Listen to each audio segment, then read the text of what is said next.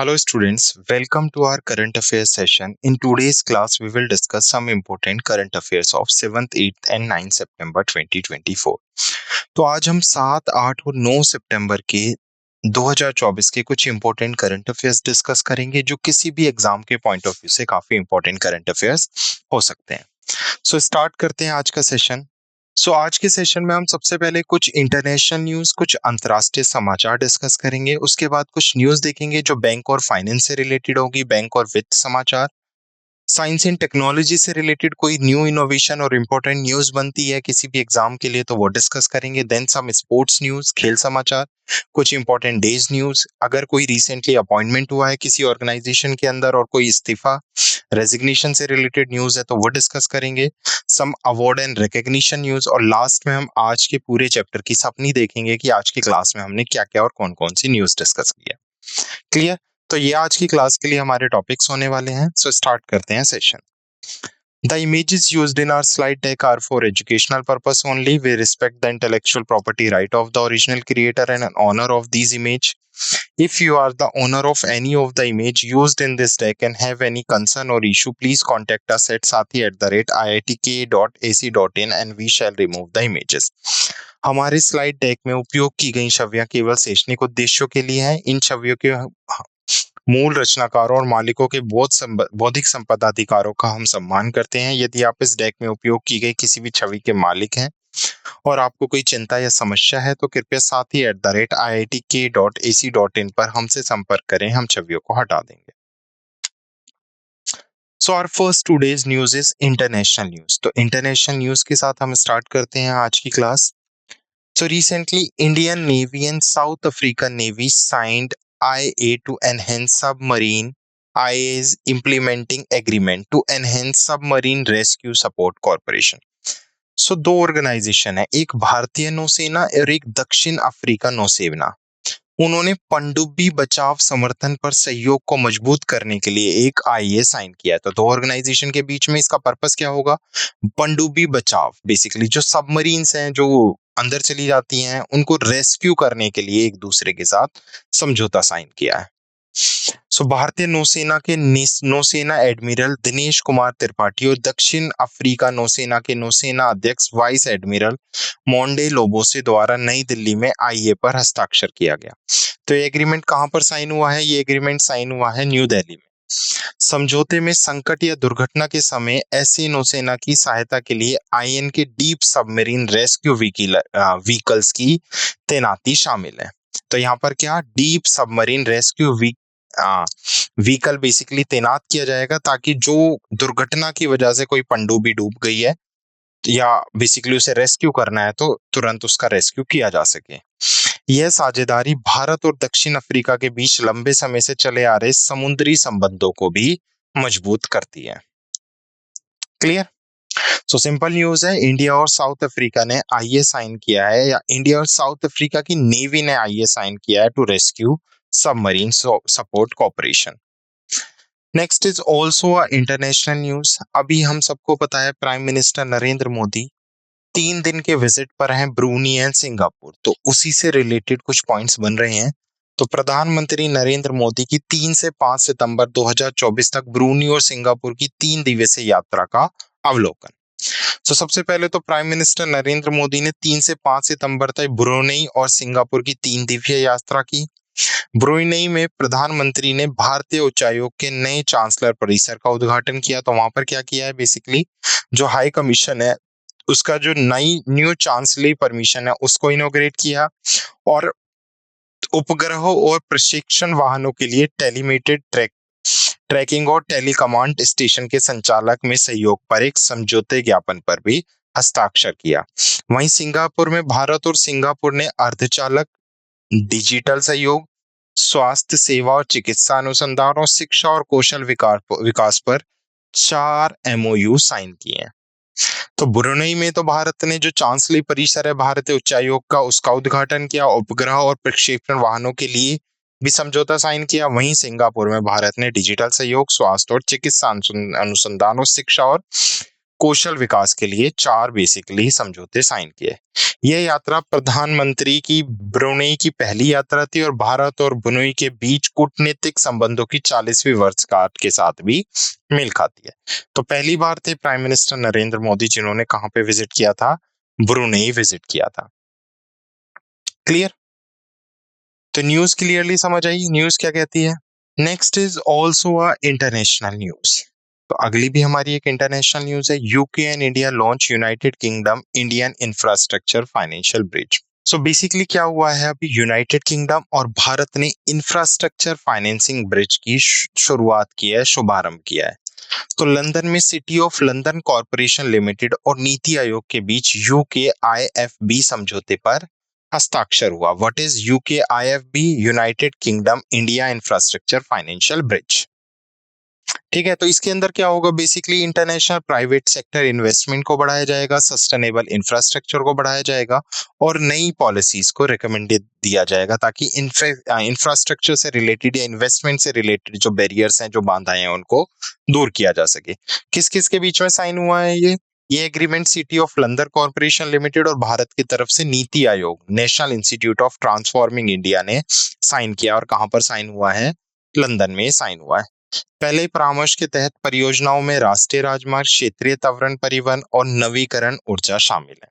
तो जो first project होगा या फर्स्ट फेज होगा उसके अंदर national highways, regional rapid transport and renewable energy शामिल है। Clear? Next is India and UAE sign MoU to strength public sector audit cooperation. तो भारत और यूएई ने सार्वजनिक क्षेत्र के ऑडिट सहयोग को मजबूत करने के लिए समझौता ज्ञापन पर हस्ताक्षर किया है। So the controller audit general of India who is CAG Girish Chandra Murmu ने सार्वजनिक क्षेत्र के ऑडिट में सहयोग को मजबूत करने के लिए यूएई अकाउंटेबिलिटी अथॉरिटी के साथ एक समझौते ज्ञापन पर हस्ताक्षर किया है। भारत के नियंत्रण और महालेखा परीक्षक गिरीश चंद्र मुर्मू और यूएई लेखा प्राधिकरण के अध्यक्ष हुमैद ओबेदा खलीफा ओबेदा अबू बिशन द्वारा समझौते ज्ञापन पर हस्ताक्षर किया गया। तो दोनों की तरफ से जो ऑडिट ऑफिसर थे, इंडिया की तरफ से गिरीश चंद्र मुर्मू और यूएई की तरफ से हुमैद ओबेदा खलीफा, इन्होंने क्या किया है, एक एग्रीमेंट साइन किया है। इसका बेसिकली उद्देश्य क्या होगा, what is the purpose of this collaboration between two countries CAG. तो सबसे पहले तो ये टू सबमिट ऑडिट इंस्टीट्यूट को प्रमोट करेगा और जो ऑडिट सेक्टर में प्रॉब्लम्स आती हैं उनको दूर करेगा और उसके साथ साथ ऑडिट सेक्टर में दोनों कंट्रीज के में जो टेक्निक्स एंड टेक्नोलॉजी है उसको भी बढ़ाया जाएगा। अन्य सहयोग क्षेत्रों में ज्ञान और अनुभवों का आदान प्रदान और क्षमता विकास कार्यक्रम का संचालन भी शामिल। Next is banking and financial news. तो recently SEBI set up advisory committee of 22 member of listing obligation.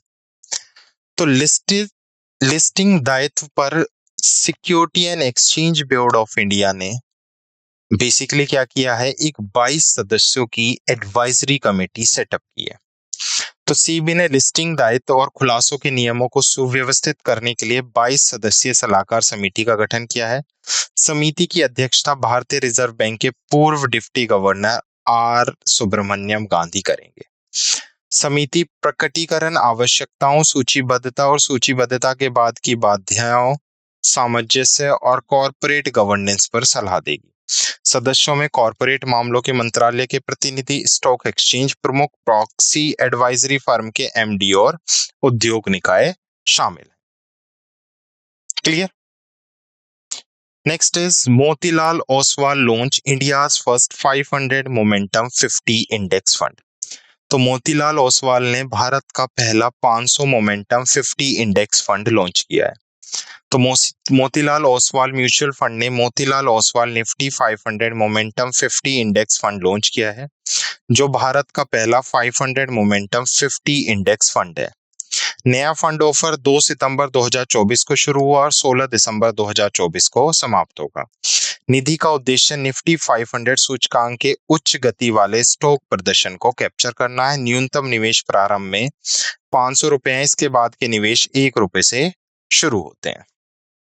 तो मोतीलाल ओसवाल ने भारत का पहला 500 मोमेंटम 50 इंडेक्स फंड लॉन्च किया है। Clear. Next is also a banking and financial news. तो भारत पे ने डिजिटल भुगतान को आसान बनाने के लिए यूनिटी बैंक के साथ समझौते कर तीसरे पक्ष के एप्लीकेशन को लॉन्च किया है। तो अभी दो ऑर्गेनाइजेशन, फर्स्ट इज भारत पे and second is unity bank, दोनों ने क्या लॉन्च किया है, third party application for easier digital payment. तो डिजिटल पेमेंट को इजी किया जा सके इसलिए एक थर्ड पार्टी एप्लीकेशन लॉन्च की गई है बाय भारत पे एंड यूनिटी बैंक। क्लियर। सो भारत पे ने डिजिटल भुगतान को आसान बनाने के लिए यूनिटी स्मॉल फाइनेंशियल लिमिटेड के साथ साझेदारी की और अपनी UPI TPAP third party application provider सेवा शुरू की है। यूपीआई टीपीएपी ग्राहकों को भारत पे ऐप पर अपना यूपीआई आईडी बनाने में सक्षम बनाता है ताकि वे व्यक्तियों व्यापारियों को भुगतान कर सके और विभिन्न जो बिल्स हैं उनका भी भुगतान कर सके। ऐप में यूपीआई लाइट शामिल है जो बिना यूपीआई पिन के 500 रुपए तक के लेन देन की अनुमति देता है। तो विदाउट पिन आप मैक्सिमम 500 रुपए का लेन देन कर सकते हैं। नेक्स्ट, ये ऐप वर्तमान में एंड्रॉइड उपयोगकर्ताओं के लिए प्ले स्टोर पर उपलब्ध होगी। तो कहां पर अवेलेबल होगी, ये प्ले स्टोर पर होगी और इसे कौन यूज कर सकते हैं, एंड्रॉइड उपयोगकर्ता यूज कर सकते हैं। क्लियर। सो बढ़ते हैं आगे नेक्स्ट न्यूज की तरफ। Next is also a banking and financial news. So banking और फाइनेंशियल न्यूज की बात करें तो Indian current account deficit likely to RS rise 1% of GDP in Q2 final year 25। तो एक ऑर्गेनाइजेशन है इंडियन रेटिंग एंड रिसर्च, तो जिसे इंडरा के नाम से जाना जाता है, तो उसने अभी क्या प्रेडिक्ट किया है कि इंडिया का जो करंट अकाउंट बैलेंस होगा, करंट अकाउंट डेफिसिट होगा, वो क्वार्टर सेकेंड फाइनेंशियल ईयर 25 में जीडीपी का 1% होने की उम्मीद है। रिपोर्ट में क्वार्टर फर्स्ट फाइनेंशियल ईयर 25 में जीडीपी के 0.8 के बराबर लगभग 8 बिलियन यूएसडी के घाटे का अनुमान लगाया गया है, जो पिछले तिमाही में 5.7 बिलियन यूएसडी के अशिष्ट से बेसिकली उलट है। उसके बाद अगर हम बात करें तो भारत का वस्त्र निर्यात क्वार्टर फर्स्ट फाइनेंशियल 25 में वर्ष दर वर्ष 6% बढ़ा है। क्वार्टर फर्स्ट फाइनेंशियल ईयर में वस्त्र आया 7.6% से बढ़कर 172.2 बिलियन यूएसडी हो गया है। तो इंडिया रे की रिपोर्ट के अकॉर्डिंग जो भारत का फिस्कल अकाउंट डेफिसिट है या करंट अकाउंट डेफिसिट है वो जीडीपी का 1% होगा। Clear. Next is also banking and financial news. तो FSIB, what is FSIB? Financial service institute bureau recommended Ram Mohan Ram अमारा फॉर MD ऑफ SBI।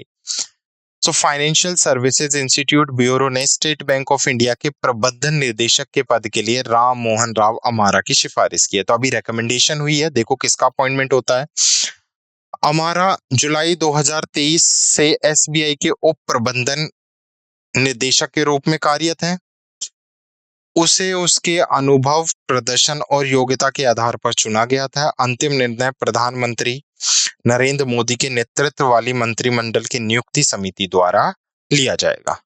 तो फाइनल जो बेसिकली डिसीजन है उसको कौन लेगी, प्रधानमंत्री के नेतृत्व वाली मंत्रिमंडल की नियुक्ति समिति, which is ACC, committee of cabinet, appointment committee of cabinet लेगी। Clear. Next is also a banking and financial news. Government name Dipti Gaur Mukherjee as SEBI board member. तो गवर्नमेंट ऑफ इंडिया ने अभी क्या किया है, कॉर्पोरेट मामले के मंत्रालय की सचिव दीप्ति गौर मुखर्जी को सेबी बोर्ड का सदस्य नियुक्त किया है। मुखर्जी ने मनोज गोविल का स्थान लिया, जिन्हें हाल ही में वित्त मंत्रालय व्यय सचिव के रूप में नियुक्त किया गया। तो इससे पहले वित्त मंत्रालय में बेसिकली मनोज गोविल थे, जिन्होंने अपना रिजिग्नेशन सबमिट किया है। वह 21 अगस्त 2024 से MD सचिव के रूप में सेवा कर रही हैं। इससे पहले वह राष्ट्रीय स्वास्थ्य प्रबंधन which is national health authority की बेसिकली CEO भी रह चुकी हैं। तो सीधा सा क्वेश्चन है, दीप्ति गौर मुखर्जी को सेबी बोर्ड सदस्य नियुक्त किया गया है। क्लियर।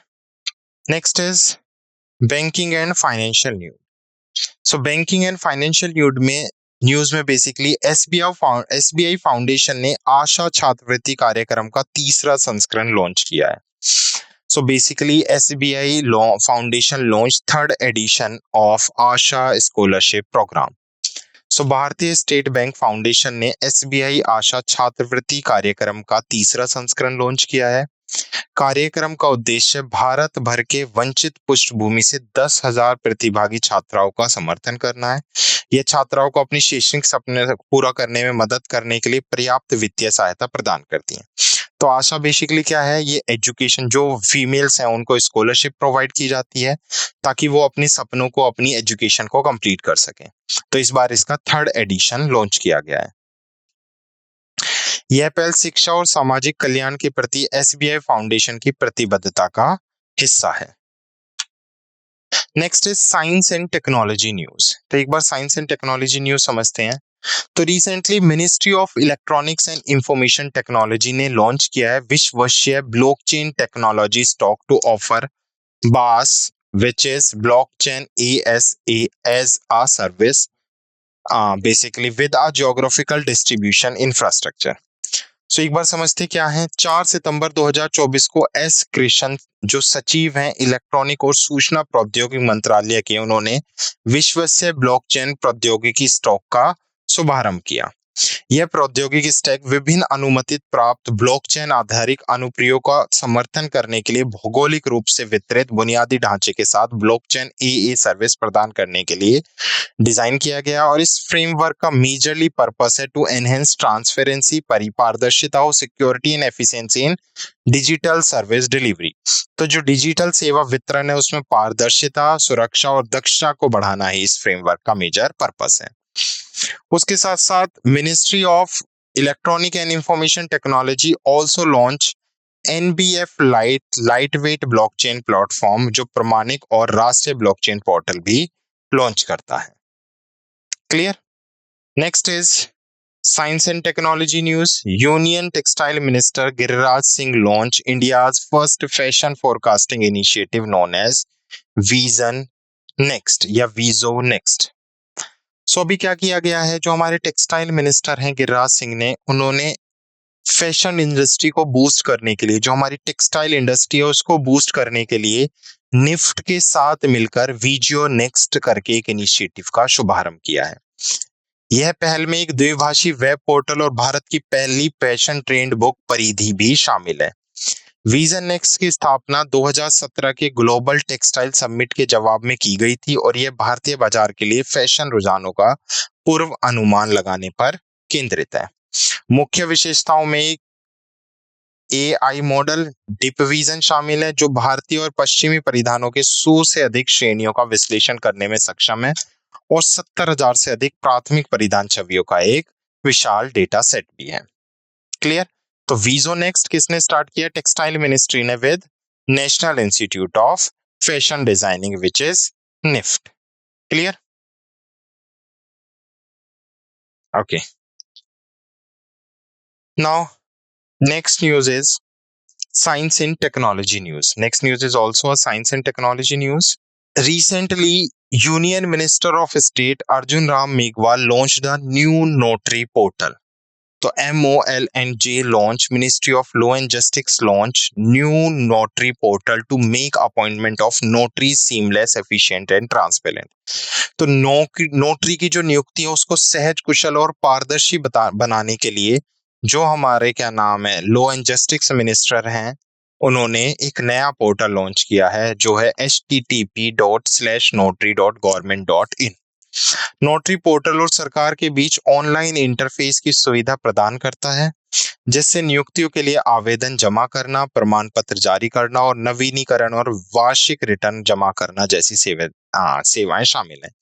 यह भौतिक प्रस्तुतियों की आवश्यकताओं को समाप्त करता है, जिससे नोटरी ऑनलाइन आवेदन जमा कर सकते हैं, प्रगति को ट्रैक कर सकते हैं और अपने डिजी लॉकर खाते से डिजिटल रूप से हस्ताक्षरित कॉपी डाउनलोड कर सकते हैं। पोर्टल को राष्ट्रीय सूचना विज्ञान केंद्र के सहयोग से लॉन्च किया गया था और इसे अलग अलग चरणों में लागू किया जाएगा। Clear. Next is also science and technology news. So recently Hitachi Payment Services and NPCI introduced India's first Android-based CRM. CRM मतलब Cash Recycling Machine ATM. So Hitachi Payment Service और basically introduced India's first Android-based cash recycling machine ATM in collaboration with NPCI। तो ये दो का Hitachi और national payment corporation of India का initiative है। So the HPDBU-0I के रूप में नामांकित CRM एक डिजिटल बैंकिंग इकाई के रूप में काम करता है जो एक आधुनिक डिजिटल बैंकिंग वातावरण में एक स्टॉप सेवाएं प्रदान करता है। यह होम लोन आवेदन, क्रेडिट कार्ड आवेदन और फिक्स डिपॉजिट में निवेश जैसी सुविधाएं भी प्रदान करता है। CRM 24/7 बिना कार्ड के नगद जमा को और अपने और अन्य लोगों के बैंक खाते में अनुमति भी देता है। Clear? Next is Areen space ने पर्यावरण निगरानी के लिए अंतिम वेगा रॉकेट पर सेंटिनल-2C उपग्रह लॉन्च किया। तो अरीन स्पेस ने तीसरे बेसिकली सेंटिनल-2C उपग्रह को सूर्य समकालिक कक्ष में ले जाते हुए अंतिम वेगा लॉन्चर को सफलतापूर्वक लॉन्च किया है। मिशन को 4 सितंबर 2024 को फ्रेंच गयाना के गयाना स्पेस सेंटर से लॉन्च किया गया था। सेंटिनल-2C ग्रह के लिए महत्वपूर्ण पर्यावरण डेटा प्रदान करेगा जिससे भूमि, जल और वायुमंडलीय निगरानी शामिल है। यह उड़ान वेगा की अंतिम और 20वीं सफल प्रक्षेपण थी जिसे उन्नत वेगा सी प्रक्षेपण यान द्वारा प्रतिस्थापित किया गया है। क्लियर? तो अरीन स्पेस ने पर्यावरण निगरानी के लिए अंतिम वेगा रॉकेट विच इज सेंटिनल-2C उपग्रह लॉन्च किया है। नेक्स्ट, अभी तमिलनाडु में एक न्यू स्पाइडर की स्पीसीज को क्या किया गया है, खोजा गया है, जो कैरोटस पिपेरस बेसिकली फाइलम से बिलोंग करती है। तो तमिलनाडु के डिंडीगुल जिले में निचले पलानी पहाड़ियों में कैहोट्स पिपेरस नामक एक नई प्रजाति की कूदने वाली मकड़ी की खोज की गई है। इस खोज से भारत में ज्ञात कैरोटस प्रजाति की कुल संख्या 10 हो गई है, जबकि वैश्विक स्तर पर ये 37 है। तो भारत में बेसिकली फाइलम इस फैमिली की टोटल 10 प्रजातियां हैं और अगर वर्ल्ड में बात करें तो वर्ल्ड में कितनी प्रजातियां हैं इसकी, टोटल 37। 2016 के सर्वेक्षण के दौरान काली मिर्च के पौधे पर मकड़ी की खोज की गई थी। विशिष्ट उपनाम पिपेरस मकड़ी के विशिष्ट आवास को दर्शाता है, तो इसके डिस्ट्रिक्टिव हैबिटेट को दर्शाता है ये पिपेरस। Clear? Next is sports news. तो स्पोर्ट्स से रिलेटेड न्यूज है। Indian para athlete Hokato Hotozhe Sema secure bronze at Paris 2024 para Olympic. So basically Bharat के, अभी आपको पता है पेरिस में पैरा ओलंपिक चल रहे थे, लगातार भारत क्या कर रहा है, अवार्ड्स जीत रहा है इसमें। तो अभी 2024 पैरा ओलंपिक में पुरुष की शॉटपुट F57 श्रेणी में होकाटो ने भारत से कौन सा पदक जीता है, कांस्य पदक जीता है।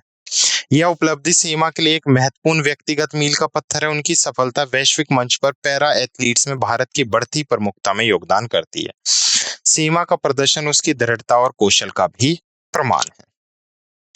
Next is also sports news. तो Praveen Kumar golden trump at the Paris para Olympic 2024। तो प्रवीण कुमार जो हाई जंप से बिलोंग करते हैं, हाई जंप एथलीट्स हैं, तो उन्होंने T46 फाइनल में स्वर्ण पदक जीत लिया है। यह जीत कुमार के लिए एक उल्लेखनीय व्यक्तिगत उपलब्धि है।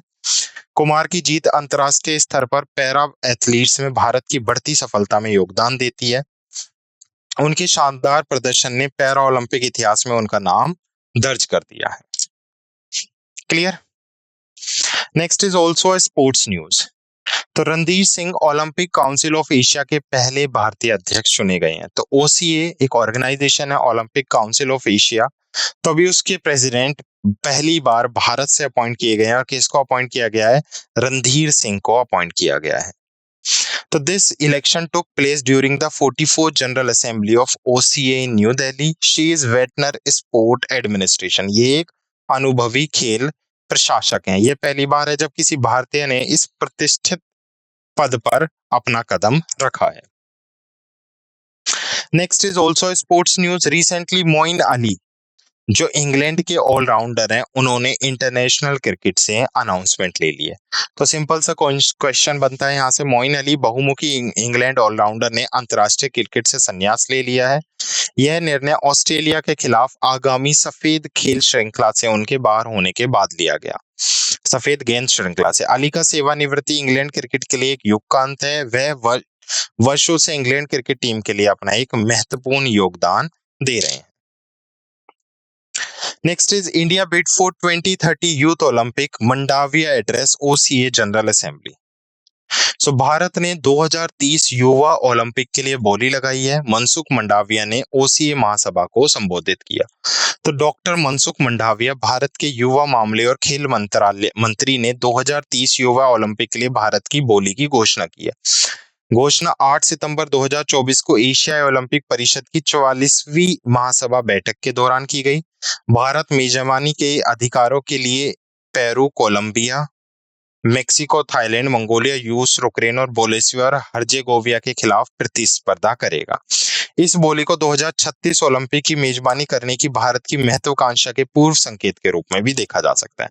तो हो सकता है 2036 तक भारत बेसिकली ओलंपिक की मेजबानी करे और 2030 में युवा ओलंपिक को भारत होस्ट करे। सो रीसेंट न्यूज है ये यूएस ओपन से है। तो Jannik Sinner beat Taylor Fritz to won 2024 US Open. तो जेनिस सिनर जो वर्ल्ड के नंबर 1 प्लेयर हैं, उन्होंने यूएस ओपन का टाइटल अपने नाम कर लिया और यह उनका दूसरा ग्रैंड स्लैम खिताब है। उसने एक रोमांचक फाइनल में टेलर फिट्स को हराया। यह जीत सिनर के लिए एक उल्लेखनीय वापसी को चिन्हित करती है। सिनर ने टूर्नामेंट से पहले महत्वपूर्ण चुनौतियों का सामना किया, लेकिन विजयी होकर वो उभरे। Next is important day news. तो international day of police cooperation. So basically जो क्रूशियल रो है लॉ एनफोर्समेंट का ग्लोबल सिक्योरिटी के लिए पुलिस का, तो उसको एनकरेज करने के लिए 7 सितंबर को अंतर्राष्ट्रीय पुलिस सहयोग के रूप में मनाया गया है। यह विश्व भर में पुलिस बलों के बीच सहयोग के महत्व पर जोर देता है। पुलिस की ईमानदारी, जवाबदेही और निगरानी सुनिश्चित करने के लिए एक व्यापक ढांचे की आवश्यकता को यह पालन रेखांकित करता है। नेक्स्ट इज विश्व ड्यू चेन जागरूकता दिवस। तो ड्यू चेन बेसिकली क्या है, एक मसल्स प्रॉब्लम है, तो उसके बारे में जागरूकता फैलाने के लिए यूनाइटेड नेशन जनरल असेंबली ने 7 सितंबर को विश्व ड्यू चेन जागरूकता दिवस के रूप में बेसिकली मान्यता दी है। तो यह दिन ड्यू चेन मस्कुलर डिस्ट्रॉफी को मान्यता देता है, जो प्रगति मांसपेशियों के अपक्ष और कमजोर की विशेषता वाले एक दुर्लभ आनुवंशिक विकार है। डीएमडी मुख्य रूप से पुरुषों को प्रभावित करता है क्योंकि ये एक्स क्रोमोसोम से जुड़ा हुआ है। तो मेजरली ये जो बीमारी होती है ये पुरुषों में होती है क्योंकि ये किस चीज से रिलेटेड है, एक्स क्रोमोसोम से रिलेटेड है। क्लियर। इस पालन का उद्देश्य जागरूक बढ़ाना और विश्व भर में चिकित्सा अनुसंधान और वकालत के प्रयासों का समर्थन करना है। Next is also important day news. तो international day of clean air for blue sky. So basically वायु प्रदूषण की रोकथाम के लिए, बेसिकली वायु प्रदूषण के स्वास्थ्य के लिए क्या क्या जोखिम हो सकते हैं उसके बारे में जानकारी फैलाने के लिए संयुक्त राष्ट्र ने 7 सितंबर को नीले आसमान के लिए स्वच्छ वायु का अंतर्राष्ट्रीय दिवस घोषित किया है। यह पालन एक वैश्विक कार्यवाही के आहन के रूप में कार्य करता है, स्वच्छ वायु पहलों में निवेश का आग्रह करता है। क्लियर। यह वायु प्रदूषण की मानव स्वास्थ्य, जलवायु परिवर्तन, आर्थिक स्थिति और कृषि उत्पादकता पर दूरगामी प्रभावों को भी उजागर करता है। Next is also important day news, international literacy day. तो हर साल 1967 से हम 8 दिसंबर को अंतर्राष्ट्रीय साक्षरता दिवस के रूप में मनाते आ रहे हैं। यह दिन एक अधिक साक्षर, न्यायपूर्ण, शांतिपूर्ण और सतत समाज बनाने के में साक्षरता के महत्वपूर्ण महत्व को रेखांकित करता है। साक्षरता को एक मौलिक मानव अधिकार और व्यक्तिगत तथा सामाजिक विकास की आधारशिला के रूप में भी मान्यता प्राप्त है। Clear. Next is international vulture awareness day. तो जो हर साल सितंबर का पहला शनिवार होता है उसमें जो वल्चर्स हैं उनको प्रिजर्व करने के लिए, अवेयरनेस फैलाने के लिए about imperial group of vultures ये दिन सेलिब्रेट किया जाता है फर्स्ट शनिवार को सितंबर के। गिद्ध एकमात्र स्थलीय अनिवार्य मृत भक्षी के रूप में पारिस्थितिक संतुलन बनाए रखने में महत्वपूर्ण भूमिका निभाते हैं। मृत्यु से जुड़े होने के बावजूद गिद्ध पर्यावरण और मानव समाज दोनों को लाभ पहुंचाने वाले आवश्यक पारिस्थितिक सेवाएं प्रदान करते हैं। तो वल्चर्स के प्रिजर्वेशन के लिए हर साल ये दिन सेलिब्रेट किया जाता है सितंबर के पहले महीने में। पहले शनिवार को। Next is 5th UN international day to protect education from attack. तो हमले से शिक्षा की सुरक्षा के लिए 5वां संयुक्त राष्ट्र अंतर्राष्ट्रीय दिवस। तो संयुक्त राष्ट्र शिक्षा पर हमले से सुरक्षा के अंतर्राष्ट्रीय दिवस का 5वां पालन 9 सितंबर 2024 को निर्धारित कर रहा है। यह कार्यक्रम दोहा कतर में क्यूएनसीसी ऑडिटोरियम 3 में आयोजित किया जाएगा। इस कार्यक्रम का उद्देश्य शिक्षा को हमले से बचाने और सुरक्षित सीखने के वातावरण को सुनिश्चित करने के लिए महत्व को उजागर करना है। Clear. Next is appointment and resignation news. तो Michael Barnier appointed as the new prime minister of France. तो prime Emmanuel Macron appointed Michael Barnier as the new prime minister of France. तो फ्रांस के नए prime minister किसे appoint किया गया है? Michael Barnier को।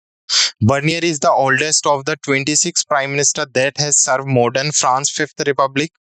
तो ये सबसे ओल्डेस्ट है। 73 वर्ष की आयु में इन्हें 26वें प्रधानमंत्री के रूप में बनाया गया है। वे गैब्रियल अटार से पदभार ग्रहण करेंगे, जिन्होंने 2024 के चुनाव के परिणाम के बाद कार्यवाहक प्रधानमंत्री के रूप में सेवा की थी। बर्नियर एक अनुभवी रूढ़िवादी राजनीतिज्ञ हैं जो दक्षिणपंथी रिपब्लिक पार्टी यानी राइट विंग रिपब्लिक पार्टी को सपोर्ट करते हैं। राइट विंग रिपब्लिक पार्टी से हैं।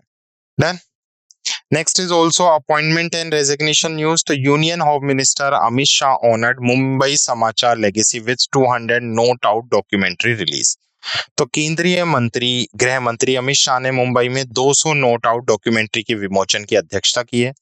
मुंबई समाचार एशिया के सबसे पुराने अखबार की यात्रा का वृत्तचित्र है। इस कार्यक्रम में महाराष्ट्र के मुख्यमंत्री एकनाथ शिंदे सहित गणमान्य व्यक्तियों ने भाग लिया। समारोह ने अखबार की स्थायी विरासत और भारत के पत्रकारिता परिदृश्यता को आकार देने में इसकी भूमिका को उजागर किया है। Next is Michael Barnier name by Macron to be France new prime minister. तो फ्रांस के राष्ट्रपति इमैनुअल मैक्रोन ने 5 सितंबर 2024 को मिशेल बर्नियर को फ्रांस का नया प्रधानमंत्री नियुक्त किया। यह नियुक्ति फ्रांस के राजनीतिक अनिश्चितता की अवधि के बाद हुई। अभी रिसेंटली हमने ये न्यूज पढ़ी भी है। नेक्स्ट इज स्वच्छ वायु सर्वेक्षण award 2024 presented by Bhupendra Yadav and Rajasthan CM. तो स्वच्छ वायु के लिए नीले आकाश का अंतर्राष्ट्रीय दिवस 7 सितंबर 2024 को जयपुर में मनाया गया। पर्यावरण वन और जलवायु परिवहन मंत्री भूपेंद्र यादव और राजस्थान के मुख्यमंत्री भजनलाल शर्मा ने इस कार्यक्रम में नेतृत्व किया। इस कार्यक्रम का मुख्य उद्देश्य स्वच्छ वायु पहलुओं को बढ़ाना और इस क्षेत्र में प्रयासों को मान्यता प्रदान करना है। क्लियर। सो ये थे कुछ इंपॉर्टेंट करंट अफेयर्स जो हमने अभी डिस्कस किए हैं। सो एक बार लास्ट समरी देख लेते हैं हमने क्या क्या डिस्कस किया है आज की क्लास में। सो सबसे पहले हमने कुछ इंटरनेशनल न्यूज देखी, जिसमें हमने देखा पहली न्यूज, भारतीय नौसेना और दक्षिण अफ्रीका ने नौसेना ने क्या किया है? पनडुब्बी बचाव समर्थन सहयोग के लिए एक एमओयू साइन किया है। उसके साथ साथ सेकंड हमने पढ़ा कि 3 से 5 सितंबर 3 दिवसीय बेसिकली यात्रा कर रहे हैं prime minister Narendra Modi Bruny और सिंगापुर की। उसके साथ साथ यूके और भारत ने United kingdom India infrastructure financing bridge भी लॉन्च किया और भारत और यूएई ने सार्वजनिक क्षेत्र के ऑडिट सहयोग को मजबूत करने के लिए समझौता ज्ञापन पर हस्ताक्षर किए। बैंकिंग और फाइनेंस से हमने सेबी की लिस्टिंग दायित्व पर 22 सदस्यों की सलाहकार समिति का गठन किया। मोतीलाल ओसवाल ने भारत का पहला 500 मोमेंटम 50 इंडेक्स फंड लॉन्च किया। भारत पे ने आसान डिजिटल भुगतान के लिए यूनिटी बैंक के साथ समझौता किया। भारत का चालू खाता घाटा क्वार्टर सेकंड फाइनेंशियल 25 के लिए जीडीपी का 1% बढ़ गया है अकॉर्डिंग टू इरडा रिपोर्ट। उसके साथ साथ एफएसआईबी रेकमेंडेड राम मोहन राव अमारा फॉर एमडीओ ऑफ एसबीआई। सरकार ने दीप्ति गौर मुखर्जी को सीबी बोर्ड सदस्य के रूप में भी नामांकित किया है। नेक्स्ट साइंस एंड टेक्नोलॉजी से हमने कुछ इंपॉर्टेंट न्यूज देखी। मैत्री ने विश्वास ब्लॉकचेन टेक्नोलॉजी स्टॉक लॉन्च किया। केंद्रीय वस्त्र मंत्री गिरिराज सिंह ने भारत की पहली फैशन पूर्वानुमान पहल विजियो नेक्स्ट को भी लॉन्च किया। Ministry of law and justice ने नोटरी की नियुक्ति को सहज, कुशल और पारदर्शी बनाने के लिए नया नोटरी पोर्टल भी लॉन्च किया है। उसके साथ साथ हिताची पेमेंट सर्विसेज और एनपीसीआई ने भारत का पहला एंड्रॉइड आधारित सीआरएम एटीएम पेश किया। एरियन स्पेस ने पर्यावरण निगरानी के लिए अंतिम वेगा रॉकेट पर सेंटिनल-2C उपग्रह लॉन्च किया और अभी तमिलनाडु में नई बेसिकली मकड़ी की प्रजाति की खोज की गई है। स्पोर्ट्स न्यूज थे, हमने देखा भारतीय पैरा एथलीट्स ने अभी क्या जीता है, कांस्य पदक जीता है। प्रवीण कुमार ने गोल्ड मेडल जीता है और रणधीर सिंह एशिया ओलंपिक परिषद के पहले भारतीय अध्यक्ष नियुक्त किए गए हैं। खेल समाचार में और हमने देखा Moeen Ali retire, basically England के प्लेयर हैं जिन्होंने भी अंतरराष्ट्रीय क्रिकेट से संन्यास ले लिया है और भारत ने 2030 युवा ओलंपिक के लिए बोली लगाई है। जॉनिक सिनर ने टेलर फ्रिज को हराकर 2024 यूएन और यूएस ओपन जीत लिया है। इंपॉर्टेंट डेज में हमने अंतरराष्ट्रीय पुलिस दिवस, विश्व डुचेन जागरूक दिवस, नीले आसमान के लिए स्वच्छ वायु का अंतरराष्ट्रीय दिवस, अंतरराष्ट्रीय साक्षरता दिवस एंड अंतरराष्ट्रीय गिद्ध संरक्षण दिवस के रूप में भी मनाया। नियुक्तियों में मिशेल बॉर्नियर को फ्रांस का नया प्रधानमंत्री नियुक्त किया गया है। उसके साथ साथ केंद्रीय मंत्री अमित शाह ने 200 नोट आउट डॉक्यूमेंट्री रिलीज के बाद मुंबई समाचार विरासत को सम्मानित किया एंड मैक्रो ने मिशेल बर्नियर को फ्रांस का न्यू प्रधानमंत्री, जो भी हमने पढ़ा। और लास्ट अवार्ड्स में स्वच्छ वायु सर्वेक्षण पुरस्कार 2024 भूपेंद्र यादव और राजस्थान के मुख्यमंत्री भजनलाल शर्मा द्वारा प्रस्तुत किए गए। क्लियर? सो ये थे कुछ हमारे इंपॉर्टेंट करंट अफेयर्स जो हमने डिस्कस किए। I hope you like this session. Thank you.